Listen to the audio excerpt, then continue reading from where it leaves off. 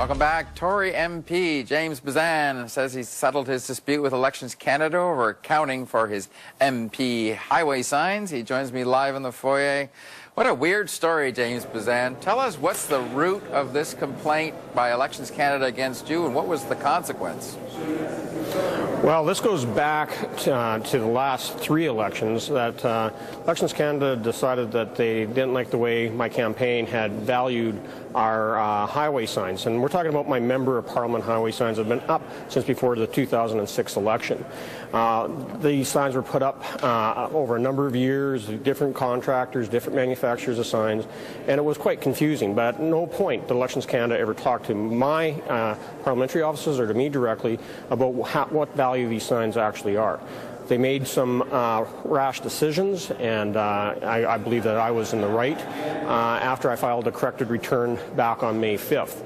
The Chief Electoral Officer in Elections Canada said no, they didn't accept my accounting for those signs, and filed with the Speaker that I shouldn't be allowed to sit or represent my constituents in the House of Commons.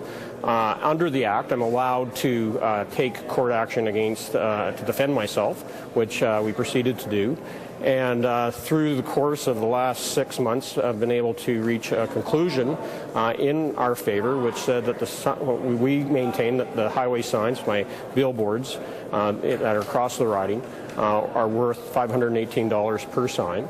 And at the end of the day, the difference between what I filed in May to what I filed just 2 weeks ago is only $458. So I think that the punishment that was sought by Elections Canada was extreme, and that at the end of the day, that's the matter of sitting down, doing the accounting, looking at what the guidelines are within both the campaign handbook and what's allowed underneath the Act to determine that my campaign had not erred on the return that we filed in May. James, what do you think this says about Elections Canada? Are they too heavy-handed? Do you feel there's a bias? Because they did the same thing with Shelley Glover, also a Manitoba MP.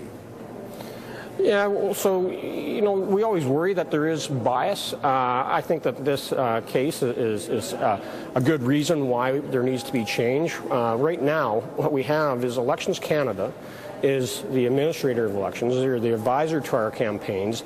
They're the adjudicator and the enforcer. And I don't understand why there's a government agency that has that much power concentrated into the hands of just a few people.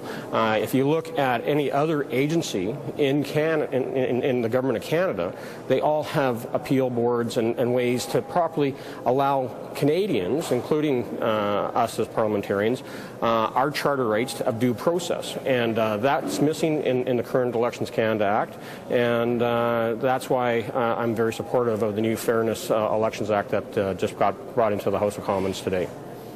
You're talking to a committee tomorrow about this. What are you going to tell them? Well, through the Standing Committee on Procedure and House Affairs, I will be addressing this issue of question of privilege and whether or not I violated the House's privilege by continuing to sit in the House after the Chief Electoral Officer wrote to the Speaker saying that I should be suspended. So I'm going to be able to make the argument in my situation that I was in the right from the very beginning, that there's only some minor tweaking which should have been done in the normal process of audit and consultation between Elections Canada and my campaign, and also talk about possibly that it was my privilege that was actually violated. We're talking about democracy, and the constituents of Selkirk-Interlake had fairly elected me. My election was never in contemplation. My legitimate role in the House of Commons as the Member of Parliament for Selkirk-Interlake was never in debate.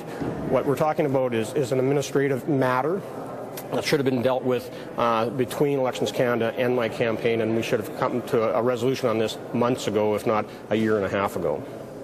One thing I noticed at your little news conference, you had a bit of went to the microphone earlier today. You're not a guy that seems to get mad very often. You sure seemed steamed at how this had turned out. You feel you've been obviously badly treated. I don't know if there's a resolution, is there, to this, other than just to air what you've already said? Well, I guess the House committees need to take a hard look. I don't want to see this happen to another member of Parliament, that such a baseless attack can be brought upon an individual member of Parliament. It tarnishes our reputation. At the end of the day, we're talking less than $500. And I'm underneath my elections expenses limit. I'm underneath my personal contribution levels. And so there's this error, because Elections Canada said that they didn't accept my return back in May, that I did something wrong, which now, at the end of the day, proved that I didn't. And I just want to make sure that we don't have to have other members of Parliament go through the same embarrassment and rigmarole that I've had to experience over the last 14 months. All right, James Bezan, thanks for joining us. Appreciate that. Hey, my pleasure. Thanks, Don.